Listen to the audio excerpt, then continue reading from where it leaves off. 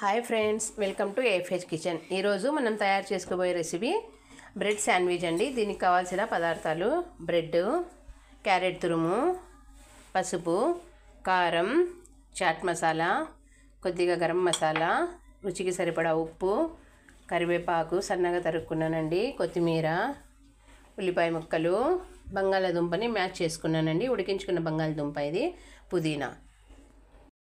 Stove వెలిగించుకొని కడాయి పెట్టుకున్నానండి. కడాయిలోకి కొద్దిగా ఆయిల్ వేసుకున్నాను. వేడైందండి. ఇందులోకి క్యారెట్ తురుము, ఉల్లిపాయ ముక్కలు, పుదీనా, కొత్తిమీర, కరివేపాకు, కొద్దిగా ఉప్పు వేసి దీన్ని ఒకసారి బాగా మిక్స్ చేసుకుందాం. ఇందులోకి చిటికెడు పసుపు కూడా వేసుకుందాం. వేసి ఒకసారి దీన్నంతా బాగా మిక్స్ చేసుకుందాం. లో ఫ్లేమ్లో 10 నిమిషాలు దీన్ని ఫ్రై చేసుకుందామండి. ఈ వెజిటేబుల్స్ అన్నీ బాగా వేగాయండి. ఇప్పుడు ఇందులోకి రుచికి సరిపడా కారం,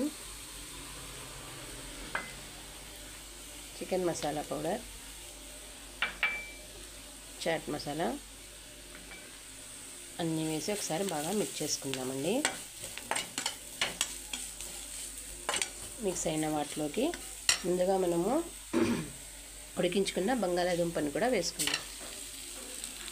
వేసి వీటన్నింటిని బాగా మిక్స్ చేసుకుందాం. చూడండి, మిక్సర్నంతా బాగా మిక్స్ చేసుకున్నాము. ఆలు వేసిన తర్వాత కొద్దిసేపు ఫ్రై చేసుకుందామండి లో ఫ్లేమ్లో.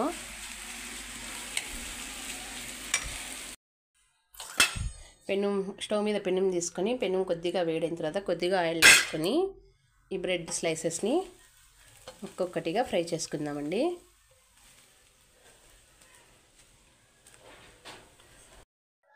ఇలా రెండు వైపులా ఫ్రై చేసుకుందామండి.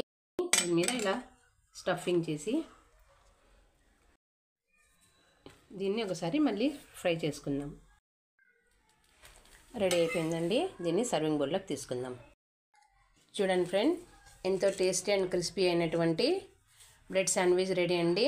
దీన్ని మనం శాండ్విచ్ ప్యాన్లో అయినా చేసుకోవచ్చు. నేనైతే అందరికీ ఇళ్ళల్లో ప్యాన్ అవైలబుల్ కాబట్టి ప్యాన్ మీద చేస్తున్నాను. తినండి, ఆరోగ్యంగా ఉండండి. ఛానల్ని లైక్ చేసి సబ్స్క్రైబ్ చేసుకోండి.